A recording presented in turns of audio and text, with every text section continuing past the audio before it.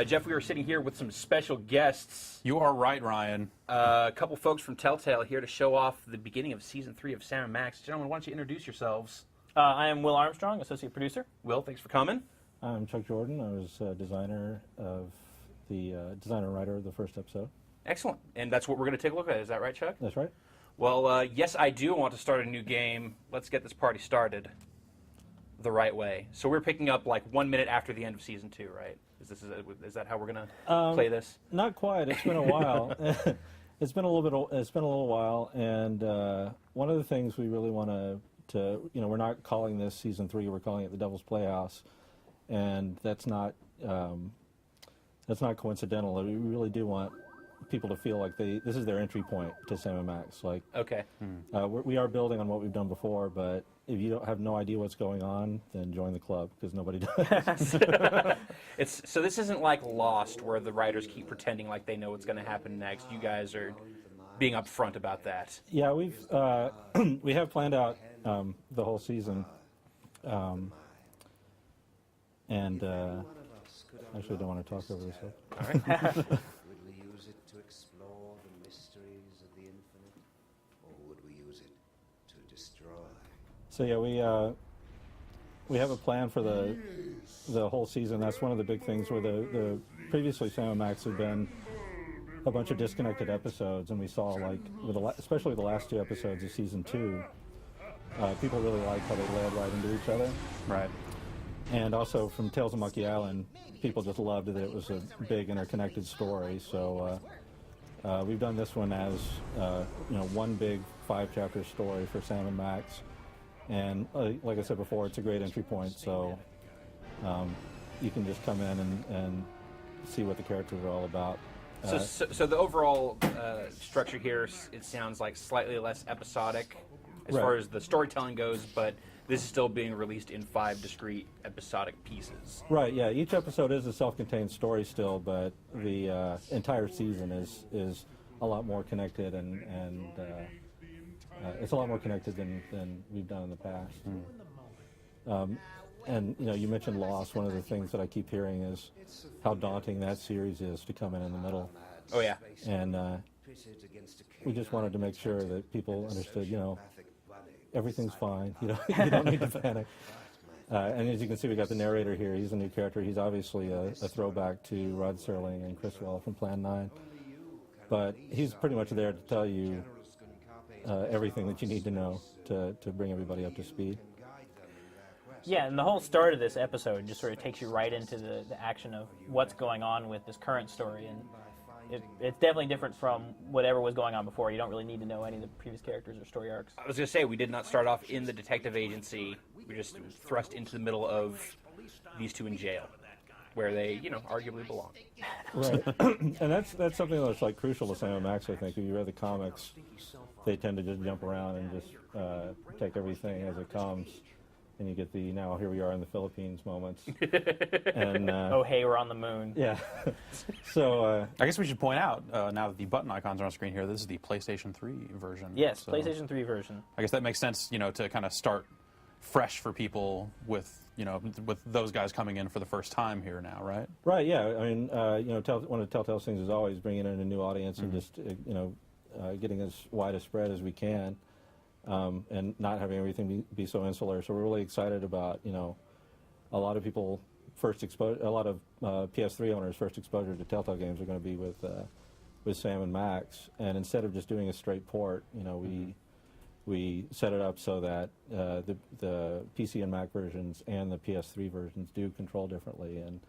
And Speaking of which, before we move on into this demo, I wanted to show off a couple things that are important. Sure. As we were talking about with just being able to pick up, even if you've never played the previous episodes, we've added this little notebook thing up in the top left corner that just sort of describes some of the characters and lets you keep track of what's going on plot-wise. So for people who don't necessarily know all the characters, you can see all this information about them. And as you progress through the story, there will be more information on the case and what's going on. Obviously, there's not a whole lot there yet because you don't really know what's going on. But another new and fascinating aspect of the season is Max mode. So you'll notice in the top right corner, there's a little Max badge icon.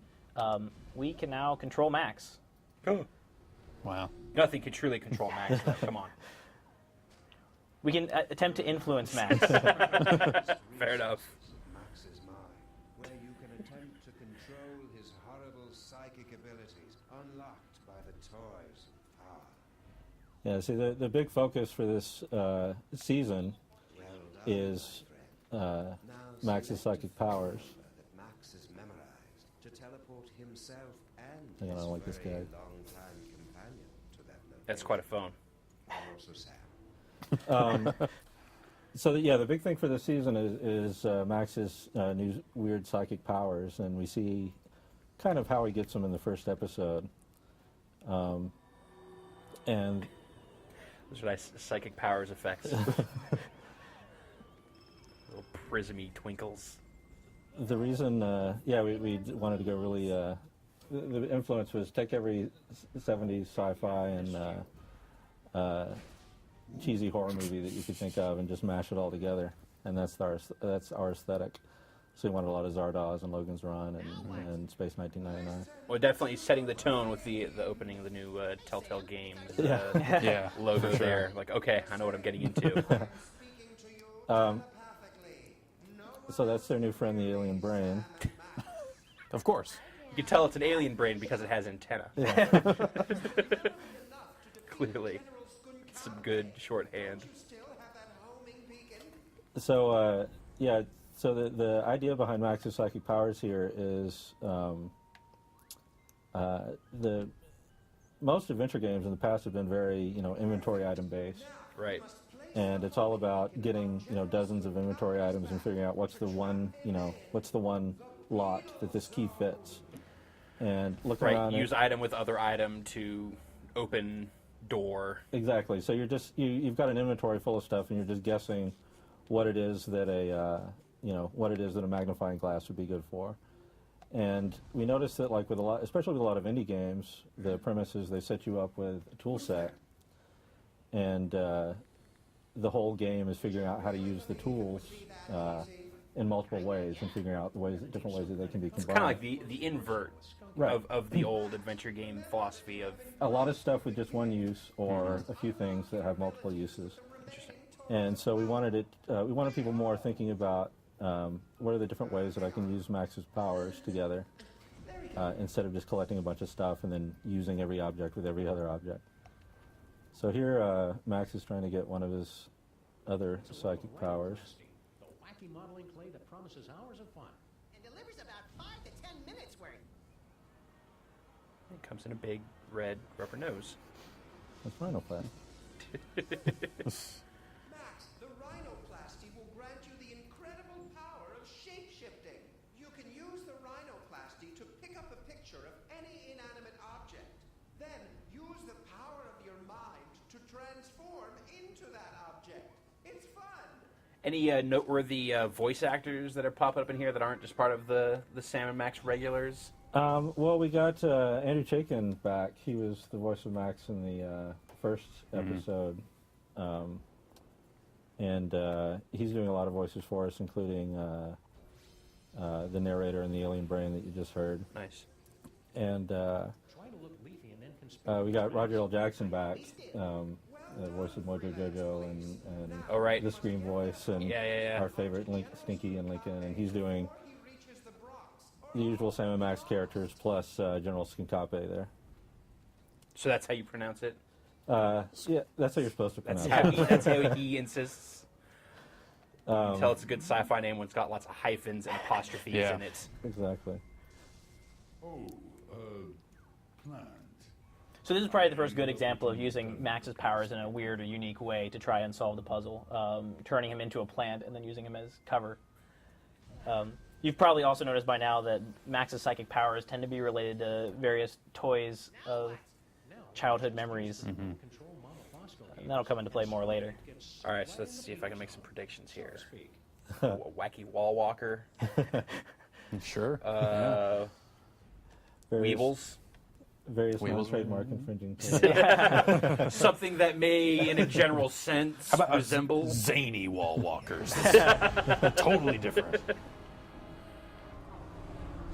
Well, that's never good when a big vortex shows up in the middle of your ship. So yeah, the premise at the beginning of the game is that you're all you know is that you're trying to trap Skunkape back in the Skunkape back into the interdimensional prison, the penal zone, and To get up there, the door's locked. I can't open the doors now. so as you can see here, we've done the first bit of that by opening the gateway to the penal zone, but Find out what he knows. Skunkape's too strong to get sucked in all the way. So we're going to have to use some of Max's other powers and figure out a way to do it, to actually knock him in for real. That's Harry Moleman making a comeback. Any other, or I guess I won't ask you to name anything specifically, but can we expect more returning cameos such as Mr. Moleman here? Right, yeah, we're bringing back the old characters where the characters from season 2 where they make sense, and of course introducing. They're going to be like more in cameo roles and supporting parts, Sure. while we have a bunch of new characters like General Skunkape, who are all strangely interested in Max's new psychic power. So this one you can see it's a deck of playing cards that gives Max the power of mind reading. Minds of others and pluck out their most intimate thoughts. Only you can take something as beautiful and natural as telepathy and make it sound wrong. So here we tried talking to Harry Moleman, but he can't hear us because he's underneath that sun lamp, and of course mole people hate bright lights. Obviously. But we can try reading his mind. Don't break you, Harry. Your name is Harry Moleman. Your serial number is 2483562. Your cell number is 212-555-4865. Favorite color is taupe. You have an infection of the lower That's a great favorite color to have. I don't think That's the taupe same has as- ever been anyone's favorite color. Yeah. Well, Harry's his own thing. Well, I don't want to go over my boundaries and make a suggestion like this, but I understand that Abraham Lincoln's very big with the kids right now. Yeah, he's got this timeless appeal. Never goes out of style. No, clearly. I mean, you see all the kids out there with the chin strap beards and the Especially in Stovepipe like hats. in brought back to life like statue form. That's Yeah. that's Yeah. probably the biggest. what's the one everyone identifies with the most? Yeah. Like I know my childhood Right. very I much think- informed by the vision of reanimated statue. I don't think Abraham. there's any child who doesn't feel the magic of Abraham Lincoln. Should be on the back of the box. There you go. Boom. That's they put it's on the back of the penny. It pretty much just says that. So I'm sorry. Go ahead.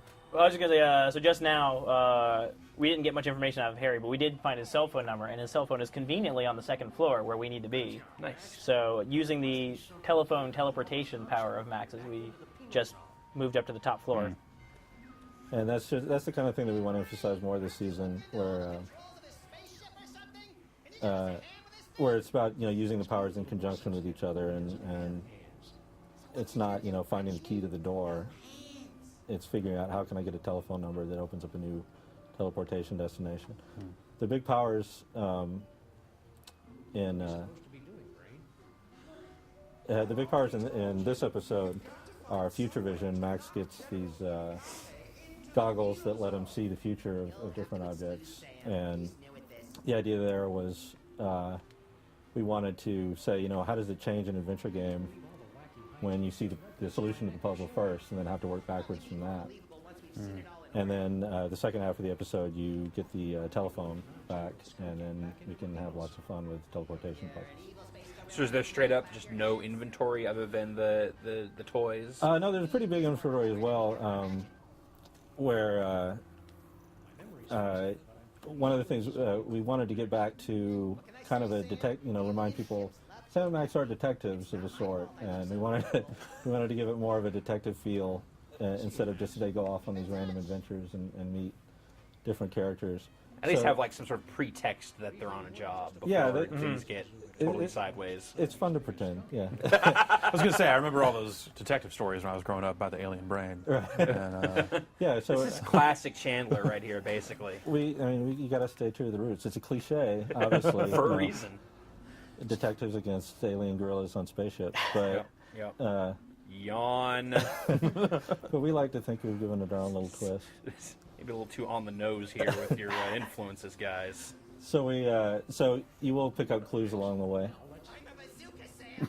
As you can tell, you just turned Max into a bazooka, Savor this. much like the end of The Big Sleep. That's right. Yeah, this is basically like, second act of Max? Touch of Evil. With that trigger finger, Sam. I love that we released concept art of the bazooka, and everyone's like, "Oh, it's a Max spaceship." So Big reveal, no. It people is- have been delightfully confused. There it is. Nice. Good sound design. Yeah. So has anything significant changed as far as the technology behind this from last time? Yeah, definitely. I think just like artistically, they really raised the bar with Monkey Island, with the Monkey Island episode. So we kind of had to live up to that, and also because of the PS3, the PS3 capabilities. So all of our environments have had at least one Major. at least one major redo, and you've got Dave Bogan and Derek Sakai doing art direction along with Pete Sakel on the environments and the characters, and so all our characters got a second pass. We've pretty much upped to the textures on everything, and upped the expressiveness of Sam and Max in particular. One of the things that people really liked from Monkey Island was how much facial animation a lot there of was. the eyes. There was definitely a lot of emotiveness there. Because our games, you have to say it, they do tend to be pretty talky, and so we really want to make those scenes feel like they can carry a joke visually. That's been one of the things. If you have these static models, Sam, this haunted toy I found just gave me an uncanny vision of our so here we can have Max doing a lot more of the expressions from the comics. Definitely already seeing that for sure. I mean, it's just dramatically Yeah. different looking than the previous episodes. Just just even the angles and just everything. Just wow. A little bit of a film grain effect going on there. Yeah. Also, we've got the real-time shadows now, Nice. which is something brand new to the season. Guys are stepping up, making honest to goodness games now. Yeah. Look at this. I think spaceship over Bosco's is pretty. You could have just walked in and said that and left. And I'm like, all right, cool. I'm on board. Bosco's James is Real there. Ahead spaceship. No, I seem to recall originally you guys wanted to jump into this pretty quickly, but then the Monkey Island stuff ended up coming up, and it's like, well, clearly we have to do Well, yeah, it was an Monkey amazing Island opportunity. stuff. Like you couldn't turn that down. We don't People not do Telltale that. or not. So did that extra incubation period give you time for more ideas here? Did that help development on this? It definitely helped from an artistic standpoint. I think they learned a lot from Monkey Island, and we knew how to raise the bar here. Where, I mean, it's clearly cartoony, but we've, there's more muted colors, and everything just has kind of a, it's less like a bright storybook thing and more like, grimy 70s New York City, which is something from the comics that we've always wished we could capture better. And of course we had to make our humor a lot more highbrow. We took the advantage of those extra months to work on getting more cultured. But yeah, the premise for the season has been kind of percolating since the end of Strong Bad, where I had a few meetings with Mike Stimley, who knows a thing or two about making a Sam and Max game. And we had some brainstorm meetings with him and Steve Purcell and Dave Grossman, and we talked about different ideas. And the one that everybody focused on was Max's psychic powers, or revealing Max's latent psychic powers. And so, yeah, there's been a story in the works on just how to bring all that together and make a game out of it. And then, as I said, we learned a lot from Strong Bad and from Monkey Island, and how many episodes work, how much continuity between the episodes, how much you want to introduce things, and just how much you just want to let the players go on their own. And as y'all pointed out, the choreography we've got chore artists who've got dozens of games under their belt Yeah. now, so they're just whatever they can possibly do with the cameras and the environments they're playing around with. And then we've got all this new stuff with lighting and shadows. So it's cool. It's like everybody bringing their A game to Sam and Max. Yeah, there really are a lot more tools for the chore guys to work with now and just play with and create just really fascinating stuff.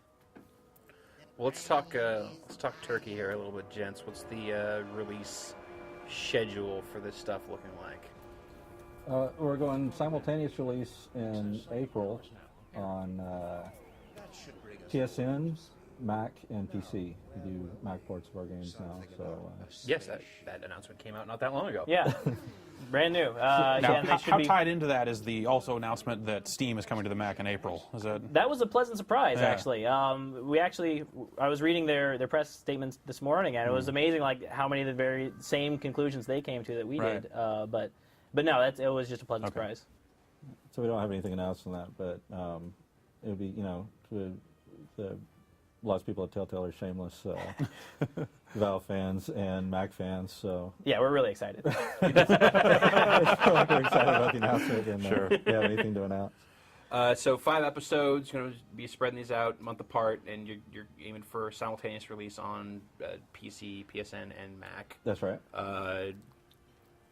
I will refrain from asking about WiiWare or Xbox Live Arcade. It'll be, to be determined. Sure. Yeah. As is always the case. Yeah, and with Will, I mean the prologue is very guided, but Will can show you a little bit of the new interface that we did, specifically for the PS3.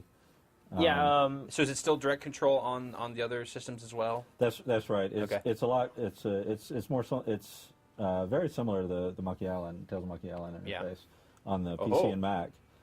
But here, we've wanted to really make it feel more like this was made for a controller. So you select objects, and instead of like opening up your inventory and then holding something, That I like. I like the blue dot view. yeah, you can just see everything that's Oh. selectable. Yeah. tell you, so you're not wandering around trying Like to find what the right is selected this item. pixel It's the just one like- supposed to be? Yeah, it's like here is every gag we wrote. Click on them all.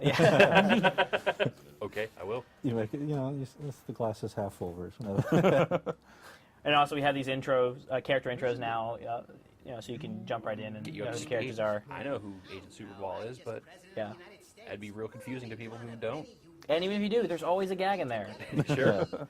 because we just can't resist. Yeah, I have to say, that's one of the things that was, a little frustrating about the Strong Bad series is that we kept seeing reviews from people who said, well, I know the Homestar Runner character, so I got it, but new players are going to be very confused by this. Which largely wasn't the case at Right? all. Yeah, we saw reviews from people who didn't know Homestar before that, and they said, yeah, it was fine. We loved it. And the whole thing with Sam and Max, like we said earlier, is that people just have this sense that there's more going on that they're not in on, and it's like. We just want to reassure everybody, no, you can jump in anywhere you want, and it's not supposed to make sense. Yes. Very often the gag is that it's all absurd. Right. Yes. So the trick is managing that level of absurdity and still having it where people can figure out, how to solve puzzles. So we've got this new dialogue interface that works great with the controller. That's one of the new lovely features of that. Also, Max mode. I was skipping through lines. Get out of there. Now it's sort of a big open environment. There's a lot of things you can look at. I can go into future vision. Wow. And Max sees things a little differently sometimes. I can look around. See wherever that is then. Oh, my love. And the future vision is going to be really important to solving a lot of the puzzles in this episode. I know certain things are all sparkly. I assume that's Those are things you... You can interact with, Yeah. and you've got a power activated. Yeah, that was one of and Hit the Road, you could use Max to solve puzzles, but you could never quite tell what he was going to do, and that was part of the gag. And we wanted to bring back this sense that you have some control over what Max is doing, The same as it did 100 years ago. but Moving, Earthling. Emperor's Concape II has demanded tribute. I had forgotten that scene. But now it's 20. You guys are gonna have to update that. Yeah. You get new dialogue, will ADR for the right year. there was some question like, if you can control Max, do you want to be walking around? It's like, well, no, he pretty much chimes in whenever he has something to say about the environment. Whenever whenever Sam is walking around. So we just wanted to make it feel like Max mode was unique, its own thing, and you just get a little glimpse of what the whole world looks like through his beady little eyes. Well, for a series called Sam and Max, it has definitely been a little odd that you've mostly just been Max. Yeah, and again, the trick is getting that whole feeling of unpredictability that comes with Max, while still making it so that you have a chance of solving the puzzle, and it isn't just use Max with. I was about to ruin a puzzle and hit the road. Yeah. So yeah, the hope is that people will just go into Max mode to see what's different. Well, you've blown my mind just in suggesting that there's a world beyond the right-hand side of Bosco's. So, Yeah, by extending the neighborhood here a little bit. by in a decade or so, we're gonna have finally gotten to the next block. You'll have exhausted all possibilities here. It's like, all right, let's.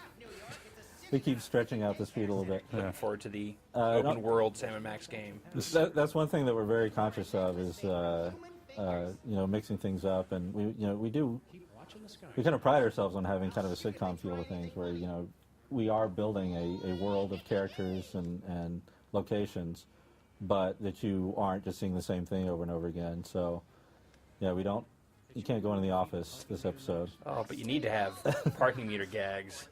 Yeah. We had to write gumball machine gags. We had 5 different gumball machine gags in season 2, which resulted in the gumball machine being smashed and broken down the Painful, subway horrible death. Actually, could you go to the DeSoto, Will? Yeah. We'll see that the Computer Obsolescence Prevention Society is back. Nice. They're working as your mobile crime lab now. Oh wow! Wow! And What are you doing in our car?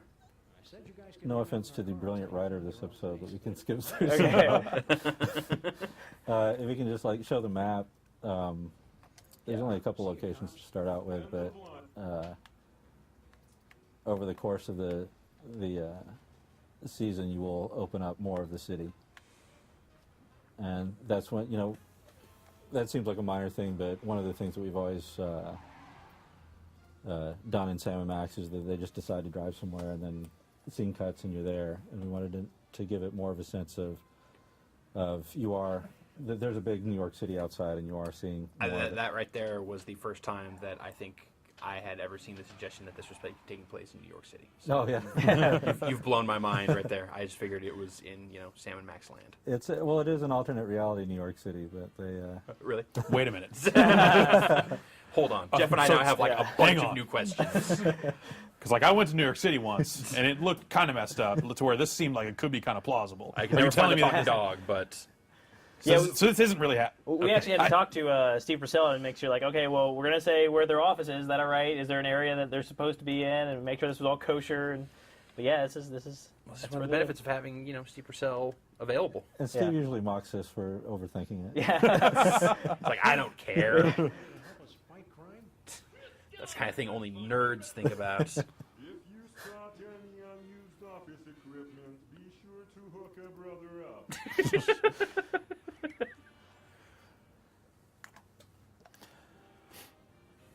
Ethnicburg. Yeah, Great. That's pretty good. Great. Some square park. That's pretty good. Oh, man. So clearly, this is just a little different. A little grimier, perhaps. Yeah, and I think I might have mentioned it before. One of the things that we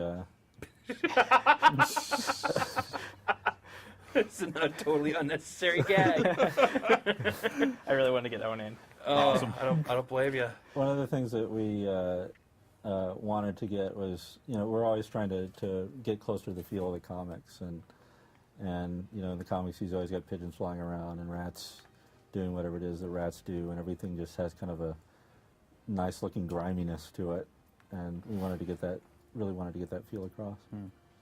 There's some enjoyable little rats and pigeons going on over here, courtesy of our new German interns. This is their work of the pigeon and the rats interacting. Yeah, just making the world feel a little more alive. We've been wanting to do that for a long time, and now we actually have the time and the energy to just put things everywhere. Well, pigeons and rats. That's good use of interns. It's always, Yeah. yeah, it's always good when expansion leads to like clear things. When you say like, if we did not have these German interns, those pigeons would not be there. Yeah. Yeah, they're really Excellent. excited about the Monkey Island, and they're the guys who did a bunch of Monkey Island promo videos, Yeah, they promo did Flash movies, Some amazing Flash just for videos for fun. us. Cool. and so we brought them in and put them to work. Well, I don't want to. I could sit here and have you guys just keep playing this game, and I would watch it and laugh forever. But we should That probably. would blow the whole episode for people. Yeah, trying to go to any Yeah, environments. exactly. I'm like, oh, This okay, is this as is far as enough. we can go. Yeah, let's call it. Gents, thank you so much for coming by. Thank you very and much. Thank you guys. Giving us a look at this. Give me the full name, so I'm not mispromoting this. All right, it's Sam and Max, The Devil's Playhouse is the name Okay. of the season. The first episode is called The Penal Zone, and it's going to be out on PSN, PC, and Mac in April. Fantastic. Again, thank you guys. Thank you. Yeah, thanks a lot.